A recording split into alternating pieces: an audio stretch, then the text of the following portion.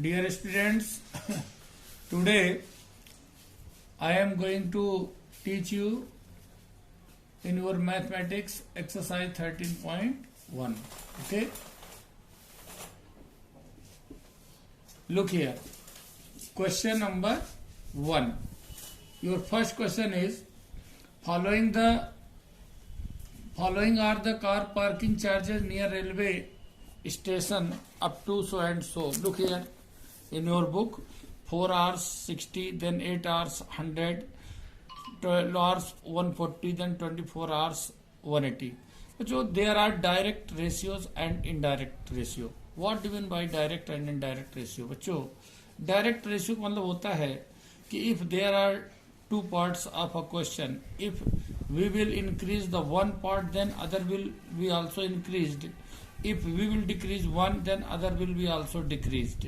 That is direct ratio. लेकिन यदि उसी में हम फर्स्ट पार्ट पे यदि आपको इंक्रीज करें, सेकंड पार्ट डिक्रीज होता है, तो इसके एग्जांपल के द्वारा समझ सकते हो कि मान लो चलो बच्चों कि कहीं लेबरर हैं, कोई वर्कर्स हैं, अगर कोई भी मान लो वो कोई वाल है, कोई दीवार है, वो 8 लेबरर्स जो है या 8 वर्कर्स उसको जो है 10 डेज में बनाते हैं. तो बताइए यदि वर्कर्स डबल कर दिए जाएं, यानी 8 के बजाय 16 कर दिए जाएं, तो स्वाभाविक डेज क्या हो जाएंगे, हाफ हो जाएंगे. तो ये इनडायरेक्ट वेरिएशन कहलाता है. अब डायरेक्ट क्या होता है, जैसे मान चलिए 1 बुक की कास्ट आपकी ₹10 है, तो यही बुक्स यदि 10 बुक्स ले ली जाए तो फिर उनकी कास्ट क्या हो जाएगी, ज्यादा. तो हमने क्या देखा, as well as we have increase here the number of books, the cost of books will be also increased. तो ये डायरेक्ट वेरिएशन होता है बच्चों, डायरेक्ट रेशियो होता है, और यही हमको समझना है. इसको यदि हम गौर से अगर इसका बेस देखे समझना हो बच्चों, तो यूं आप समझ सकते हो कि A ratio B proportional C ratio D. इसको यूं समझा जा सकता है A upon B equal to C upon D. Cross multiply कर दें A into D equal to B into C. आपने क्या देखा, इसमें क्या रिजल्ट मिला आपको रिजल्ट मिला बच्चों यहाँ पर product of extreme equal to product of extreme equal to product of means. ये बच्चों आपको रिजल्ट मिला. That is the proportionality. और यही बच्चों हमको इसमें सॉल्व करना है. तो फर्स्ट क्वेश्चन में आपने क्या देखा, फर्स्ट क्वेश्चन में कि यहाँ 4 आवर्स है और यहाँ पर है ₹60. तो बच्चों इसी रेशियो में होना चाहिए आगे.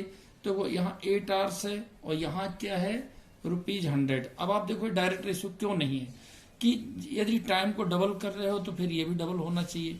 तो ये डबल नहीं हो रहा, मतलब ये डायरेक्ट वेरिएशन नहीं है, क्योंकि वो सेम रेशियो में डायरेक्ट वेरिएशन में या तो इंक्रीज होगा या डिक्रीज होगा. इसी प्रकार से बच्चों अब आइए क्वेश्चन नंबर 2 है. 1 8 then 4 dot dot then 7 then dot dot then 12 then dot dot then 20 then dot dot. बच्चों if it is in direct variation then ratio will be same. अगर यहाँ 1 और 8 का रेशियो तो सभी 1 और 8 रेशियो होगा. 4 8 जा 32, 7 8 जा 56, 12 8 जा 96, देन 28 जा 160. ये होना चाहिए बच्चों डायरेक्ट वेरिएशन में. इस प्रकार से डायरेक्ट वेरिएशन होता है. ठीक बच्चों, इसी प्रकार से बच्चों अब आप देखिए क्वेश्चन नंबर, देखो अब डायरेक्ट वेरिएशन बच्चों एक सिंपल आपको प्रोसेस बताऊं मैं कि डायरेक्ट वेरिएशन में कहीं ज्यादा प्रॉब्लम होती नहीं है, सब एक जैसा रूल इसमें चलता है. किस प्रकार, देखो जैसे हमने ये लिया इसमें. अब मान चलो बच्चों इसी के लिए मैंने क्वेश्चन नंबर 4 लिए. चलो क्वेश्चन नंबर 4 में क्या, a machine in a soft drink factory fills 40 bottles in 6 hours. How many bottles will it fill in 5 hours. देखो यहाँ बच्चों क्वेश्चन में हमारे 2 पार्ट्स हैं. एक तरफ है नंबर ऑफ बॉटल्स और दूसरा है time taken.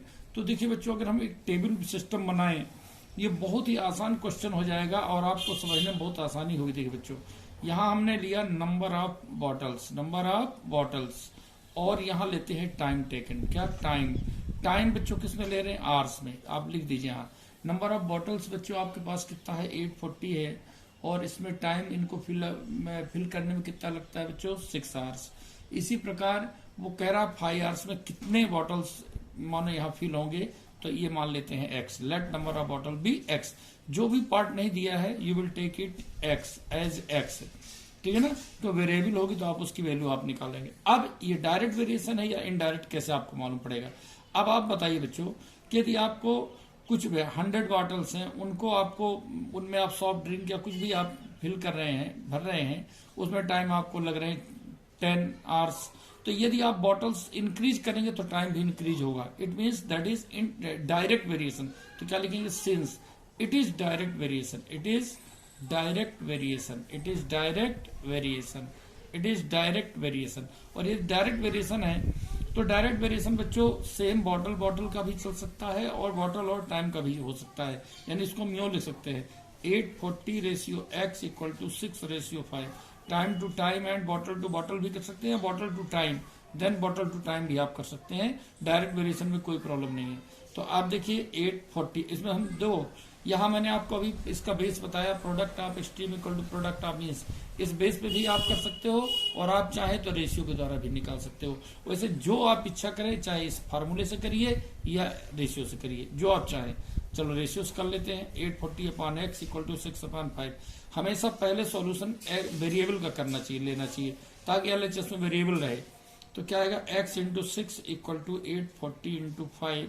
then you have got here x equal to 840 into 5 upon 6, 140, okay, and then you have 700, तो that is 700 bottles। इस प्रकार बच्चों आपने इसमें ये निकाल लिया।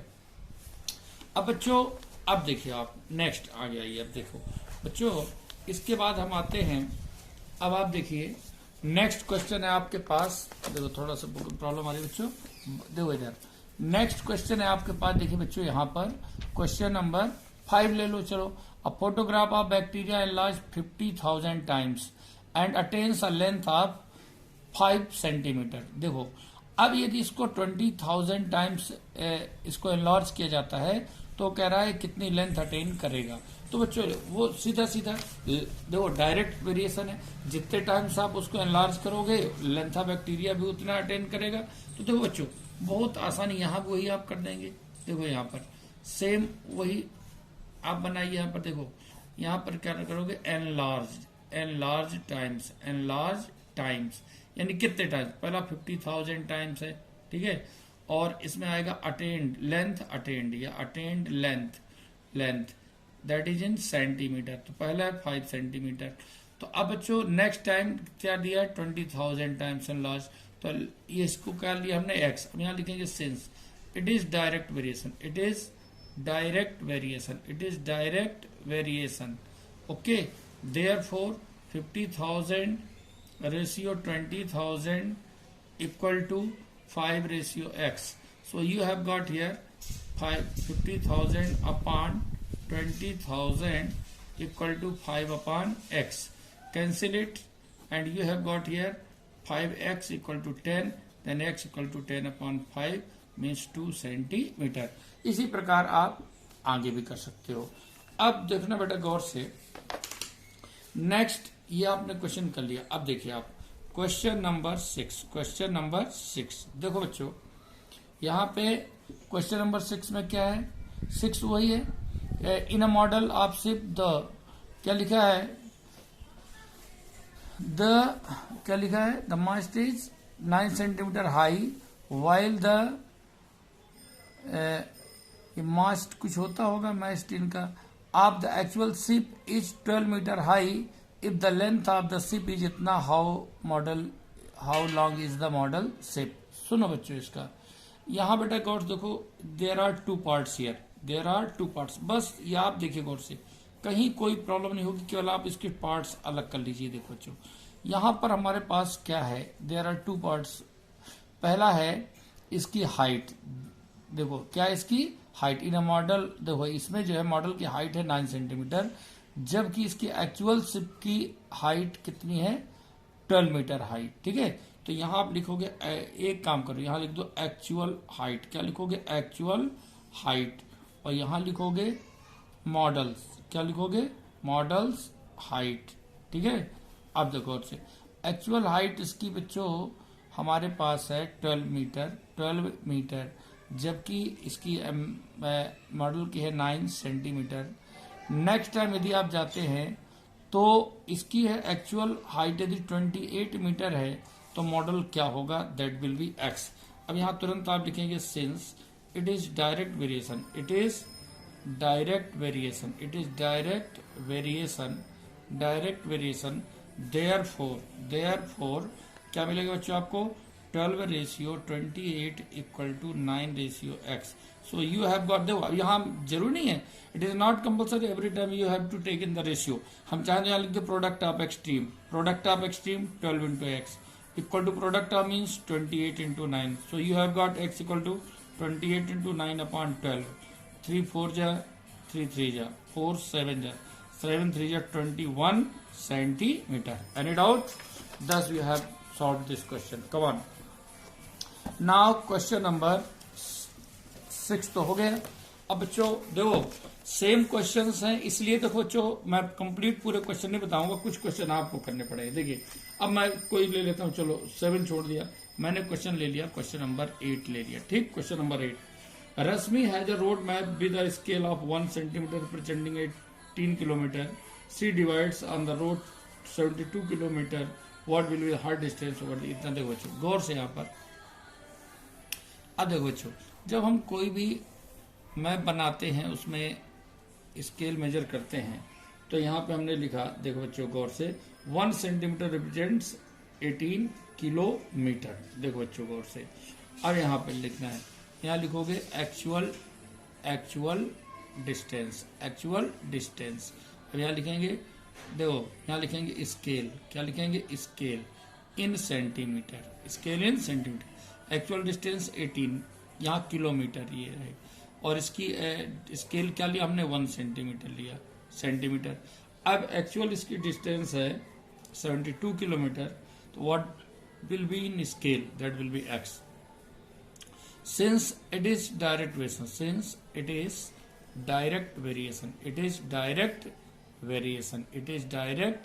Variation, therefore 18 ratio 72 equal to 1 ratio x. Product of extreme 18 into x equal to product of means 72 into 1. So you have got 72 upon 18. 18 4 ja, you have got 4 centimeter. Then last question of this 10 number. A loaded truck travels 14 kilometer in 25 minutes. If the speed remains the same, how far can it travel in 5 hours? देखो बच्चों यहाँ पर गौर से. Here you have 2 parts. देखो बच्चों यहाँ पर देखो 1 2. सबसे पहले loaded truck travels 14 kilometre. There are 2 parts here, distance and time. तो पहले आप लीजिए distance that is in kilometre and time that is in minute. देखो ये ध्यान रखना चाहिए यूनिट का. अब यहाँ time distance that is in 14 kilometre and time that is 25 minutes. Next time is given in hours. तो 5 इंटू 60. हमने क्या किया? आर को बदल लिया मिनट में. 1 आर इक्वल टू 60 मिनट. ये आप कर लीजिए अच्छे से. एंड टाइम देखो डिस्टेंस हमने लिया x. तो 14 ratio x equal to 25 ratio 300. यहाँ और लिख दी since it is direct variation. Okay. Therefore product of extremes equal to product of means. देखो बच्चों थोड़ा सा राइटिंग गड़बड़ हो रही है इसमें. Product of extreme that is देखो 14 into 300 equal to x into 25. So you have got x equal to 14 into 300 upon 25. 25 1 जा 2 एंड यू हैव 12 4 जा 48 carry 4 12 4 and 168. That is 168 kilometer. Any doubt? Thus, this exercise is complete. Okay, completed. Come on.